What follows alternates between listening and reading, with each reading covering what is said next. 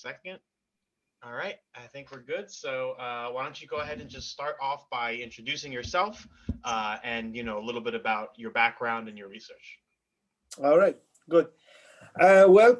Greetings from a increasingly cold Leiden in Netherlands.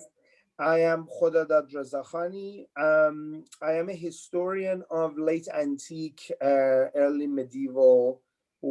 I like to call it Central and West Asia. It's kind of a mouthful, but I do it because I like to emphasize my background in global history and in the larger, I don't know, for now it has become quite, um, I don't know what to say, all global Middle Ages. Hmm. But I would like to claim that I was a global Middle Ages person before global Middle Ages was attractive and sexy and popular. I sort of started my work with a general fascination with the um, antique, late antique, and medieval world. In a sense, now looking at it, hindsight is always 2020. But somebody was pointing out that for the first time in history, hindsight really is 2020. Now we being in 2021. But anyway, and now I look at it, I was probably quite disorganized in what I was thinking, except what I like. I knew that this is sort of the period of time that I really enjoy studying is the first millennium AD.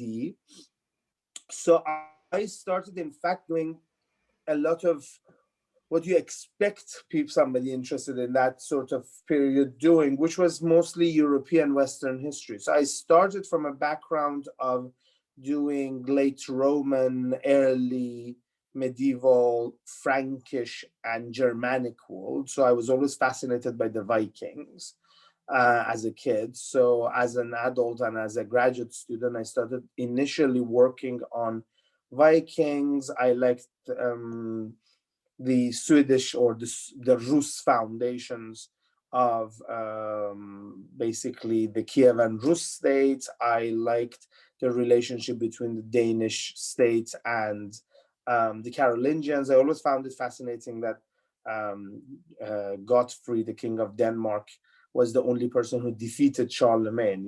That contrast of a king of Denmark defeating Charlemagne was always fascinating. But of course, I eventually, because of various reasons, mostly because I found it that nobody else is doing it, so why not? I should do it. I gravitated towards the Iranian world. Of course, my own background as an Iranian had something to do with it, but I mostly went to it because I just saw not many people are doing it. A professor encouraged me, maybe a little bit Eurocentrically, thinking that, well, you are Middle Eastern, you better do a Middle Eastern subject. And at the time I took the subject, I took it, I guess, not that defensively. And I was like, oh, well, no, sensible. And then I really started liking the field. I found the texts much more interesting. I found the fact that you cannot look at it as just one culture. I always, the stereotypical thing of saying that the area I study is basically the size of entire Europe, really.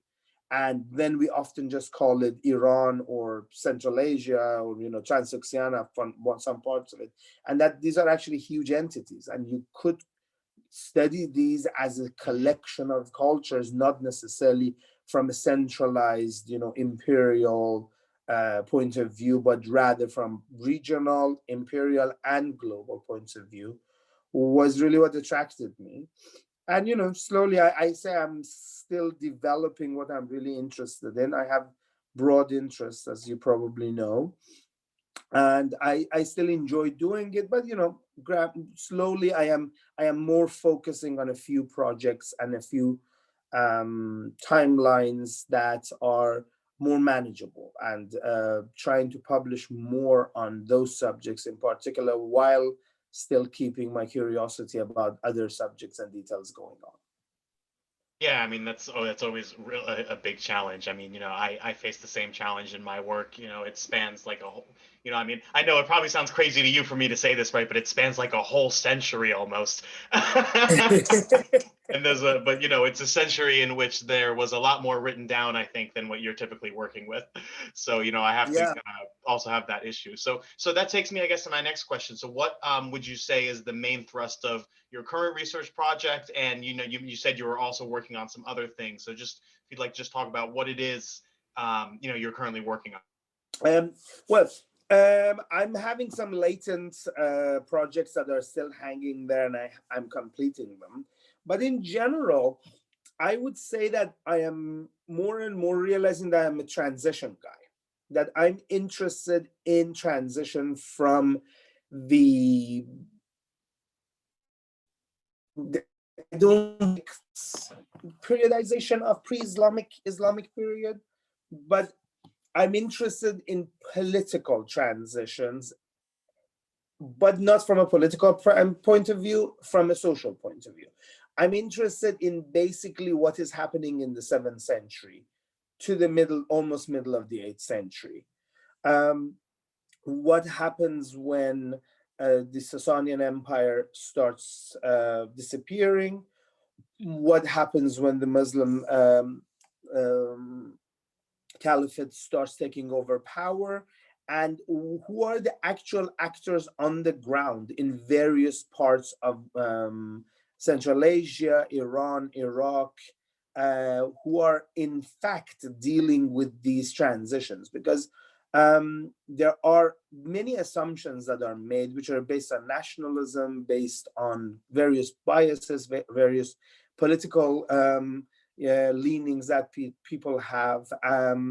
And the idea is that this is a violent transition on one side, that there's, the core of it is a harsh military conquest followed by sort of culture erasing, almost genocidal destruction of the Iranian culture and a forced, or rather forceful, conversion to Islam, which is generally the narrative of the nationalists, versus a basic understanding of I would say, the camp of people more sympathetic to the Islamic civilization and culture, who, at least in the Iranian context, want to pretend that no, this whole thing was a matter of religious conversion and people actually flocking onto a new religion. Both of these being grossly overstated cases and very ahistorical. Briefly, the first one never happened. There wasn't really that grandiose, violent destruction and forceful conversion. And on the second hand, the conversion, people flocking into a new religion, doesn't make any sense at all, because, well, first of all, widespread conversion into Islam didn't happen for another 150, 200 years after. And anyway, this is not how anything happens. People are not really switching sides at all. My It is understanding was always that at this period, Islam was very much connected to, the having sort of a Bedouin heritage, or like a certain, class. This is the common, sort of, layman's understanding that I get. And maybe not necessarily Bedouin exactly, but just some sort of, hierarchical back to, the original people, the original groups that started it, and that over the centuries, 100 or 200 years later, they started to open up to other groups, and that there was positive pressures, so to speak, to convert to Islam. How accurate is that view? That's actually a very interesting way of putting it. It's a bit Ibn Khaldunian. So it is a bit influenced by Ibn Khaldun, I guess, the view that you're having.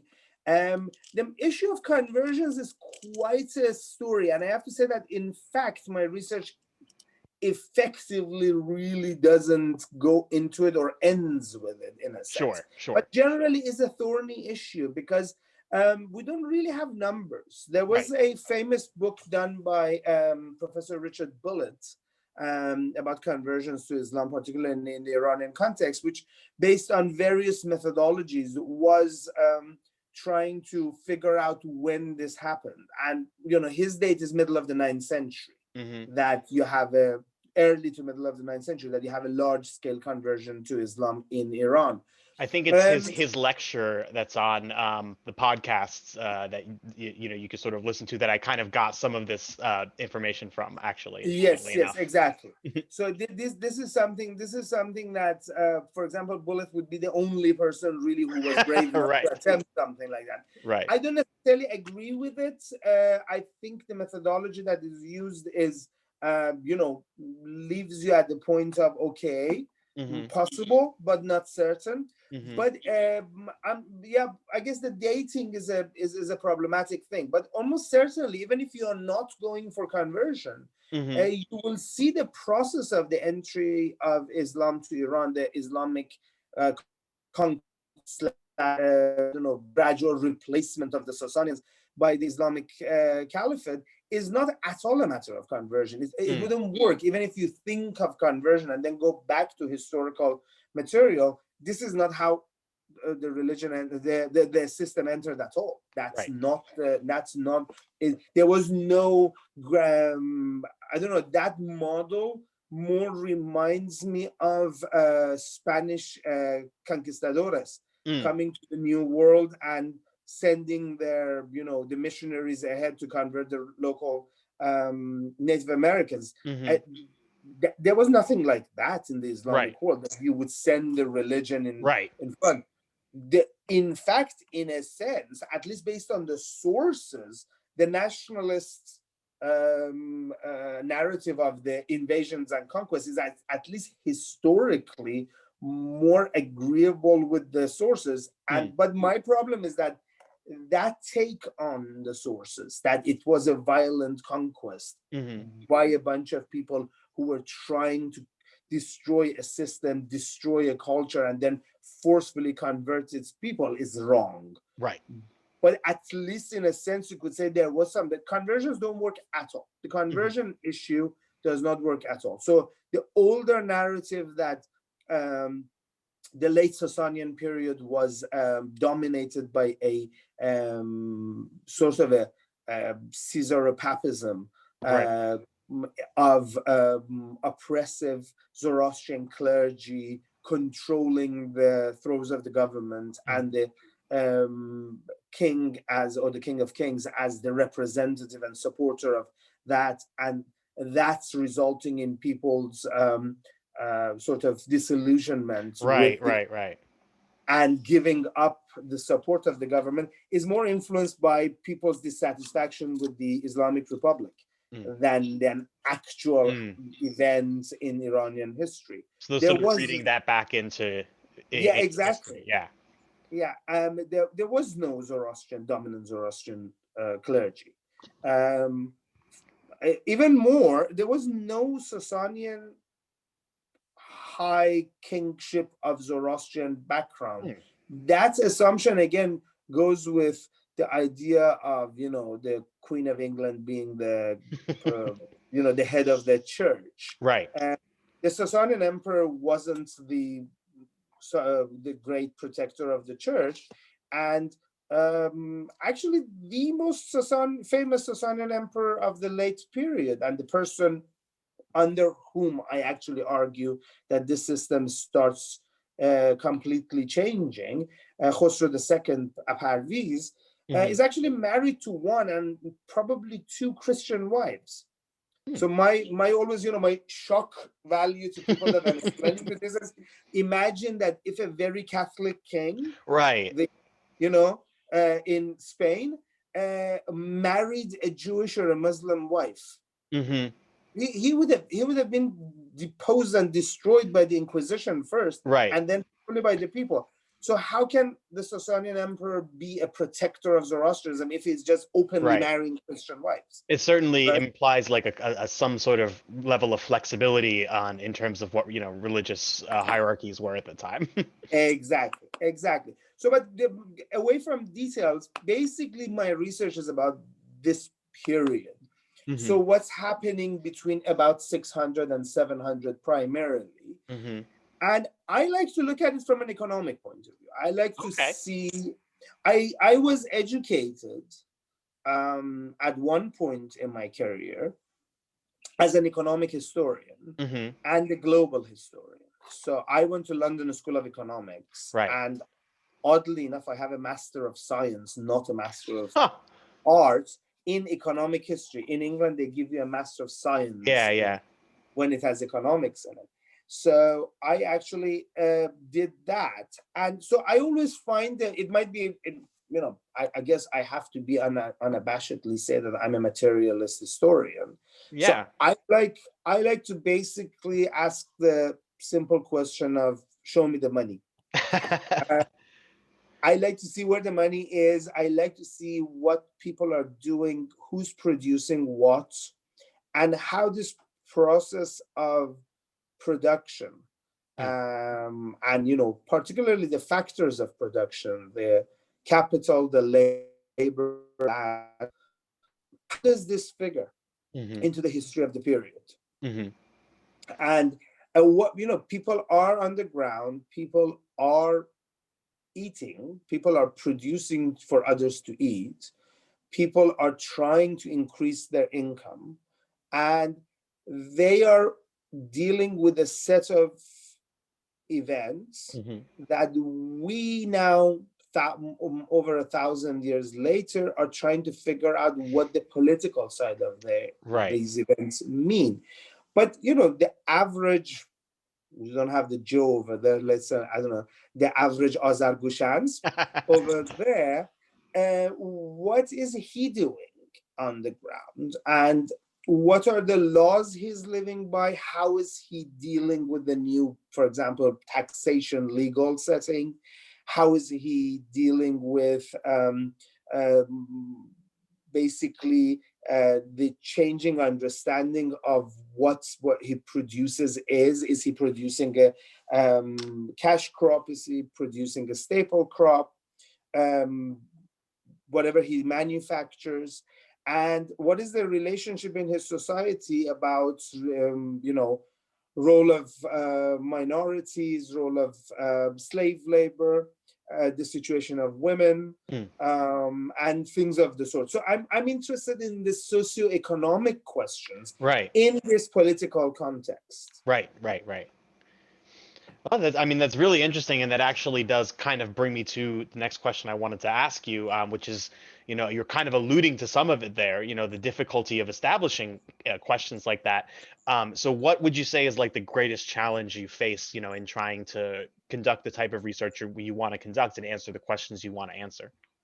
That's actually an excellent question. It takes us to so many avenues. Well, okay, as anything, we ancient historians have exactly what you very smartly pointed out, is that we have to take completely different approaches to our sources than you modern historians do, because you guys have a lot of sources, and so you take one or two subjects and sort of learn to sift through the material and locate the things that you need. And of course, I'm guessing from hanging out with many modern historians, interestingly enough, my best friends are actually historians of modern period. So I like the fact that I learned from them about methodology and sources and things. But anyway, you guys have that advantage and that approach, that you have to sift through sources. We have very few sources. So this is cliche almost saying, but when you get a coin, you can write a paper about art history on it. You can write, and numismatics itself. You can write a political story about it, and you can write an economic history about it. I'm sure you can do other things with a coin, but one source for us can hold so much value, which in a sense can give you a bit of a tunnel vision at points. So I guess your challenge is to make sure that you are not getting overwhelmed by information. Our challenge is to control ourselves from being controlled by our sources, in a sense. So generally, the problem is locating enough sources. in general. But there are sources. It's saying that we just don't have sources and saying that we are, oh, you can only do new thing if you find a new source, is in a sense a problem in our field, in some senses as well. Because the field, particularly in Iran, but in a lot of ancient oriented fields, because this is dealing with strange languages, because it is dealing with things that you don't usually, the sources written in languages that you don't usually off the bat have access to, right, it becomes a matter of the access to these sources. So for particularly in Iranian studies, the great challenge and at the same time the great tyranny has been that the source is dominated by people who work primarily on the actual sources, meaning philologists. right. So a lot of people who go by the title of ancient Iran, experts of ancient Iran, are in fact trained in philology. And the main approach to things is the sources, the texts, go read them and figure out what it is. Right. And which is a very good thing. But I think in Iranian studies particularly, we are suffering from being behind the rest of the field because of a simple lack of, I guess, primary material being readily available. Right. I'm not going to pretend that Roman and Greek historians don't have similar issues. But if you want to study Rome and Greece, you can go there a lot more easily. You can go there a lot more easily. The documents are there. Yeah. The editions are there. The standards are there. Yes, of course, there are scholars who are now sifting through every bit of ancient Greek and Roman text and aha moments of, oh, everybody has translated that part of Herodotus wrongly. And a paper comes out and everybody gets excited about it. But that is generally going through details. Sure. In our field, the problem is that, for example, let's just take a very famous text, the Avesta, the quote unquote, the holy book of Zoroastrianism. We do not have a standard, easily accessible version of the Avesta in English.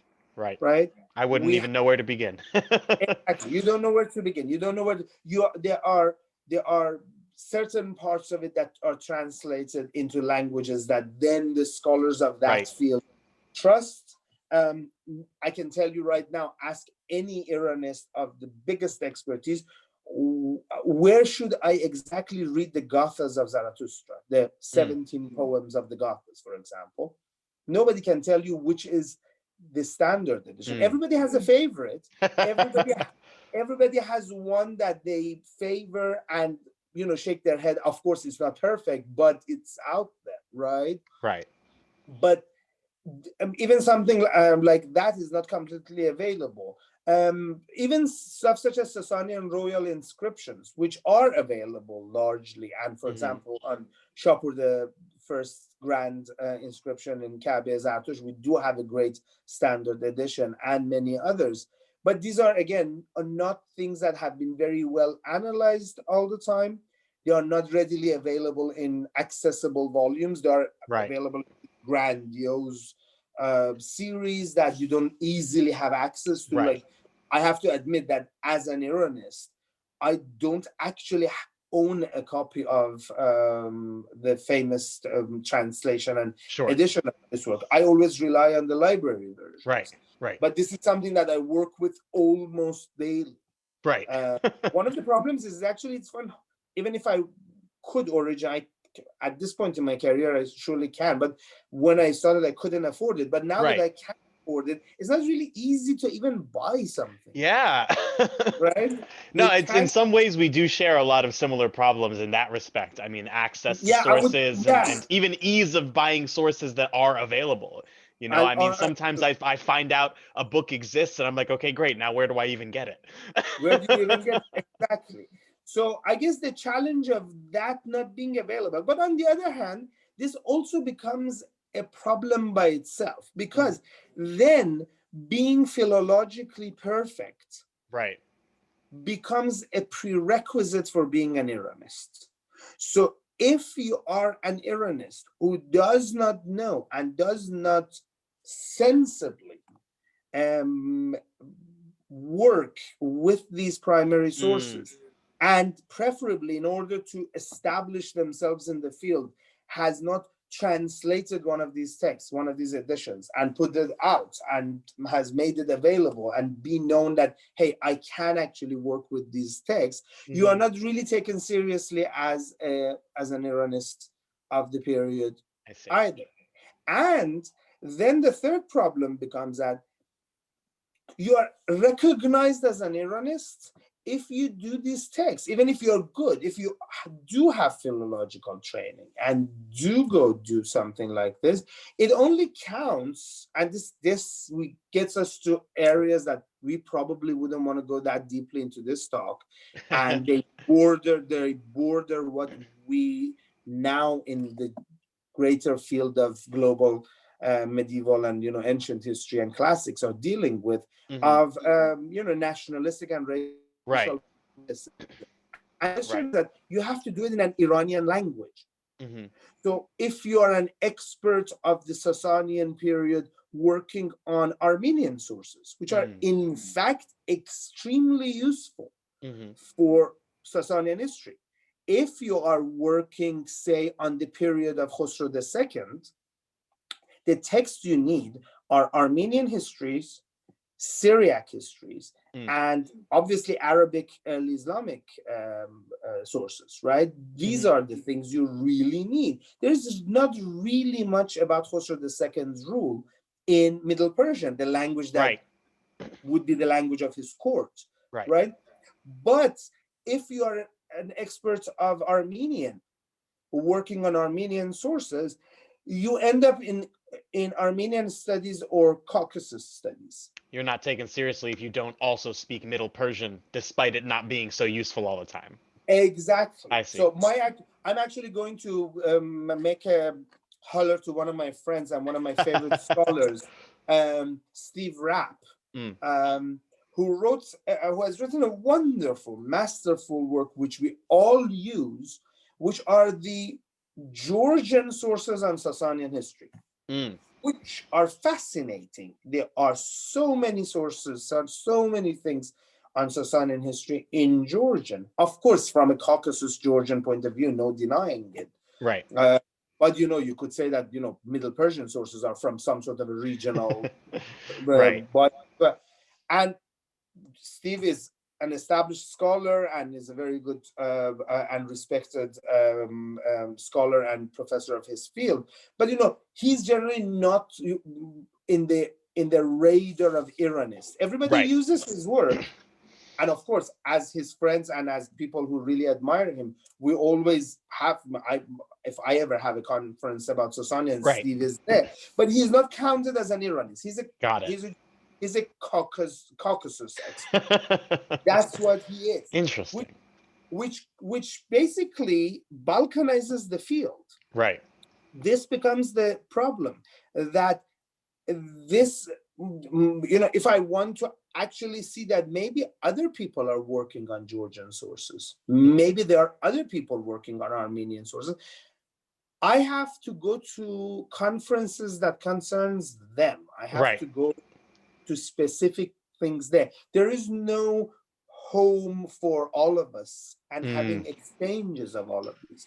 So, for example, just to end my rant, I really, if I ever say I regret anything, I'm very proud of the fact that I have done Middle Persian and I have done other Iranian languages, and I teach them and I enjoy teaching them and I enjoy the text and everything. And I think they're very important. But if I was going back to my doctoral studies, I would have really tried to learn Armenian properly, probably learn at least some Georgian. And I was fortunate enough that because of a professor at UCLA, I was exposed to Syriac. And I think I deal with Syriac texts at least in a way that I wouldn't embarrass myself around the Syriac text. But well, I should have become really a good Syriac expert. Yeah. I should have been an expert of Syriac. And I only realized this after I finished my PhD. And if I ever have a student who's going to do something I'm doing, I'm going to tell them, no, go learn Syriac.